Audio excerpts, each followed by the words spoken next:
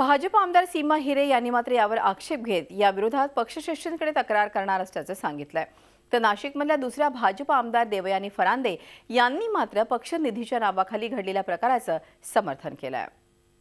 आज अनेक निष्ठावंत कार्यकर्ते जे अतिशय जुने पार्टीचे कार्यकर्ते आहेत त्यांना देखील डावललं गेल्याचं अतिशय दुःख होतंय। आणि जे आता काल परवा काँग्रेसमधून मनसेमधून शिवसेनेतून जे आले त्यांना लगेच तात्काळ तिकीट देऊन उमेदवारी देण्यात आली, याचा देखील खेद वाटतो। आम्ही मुख्यमंत्री देवेंद्रजी फडणवीस त्याचबरोबर प्रदेशाचे अध्यक्ष रावसाहेबजी दानवे यांच्यापर्यंत आम्ही लेखी तक्रार करणार आहोत, त्यांना तसा पत्रव्यवहार देखील करणार आणि समक्ष भेट घेऊन आम्ही सर्व जण त्यांना ह्या व्यथा आमच्या सांगणार आहोत।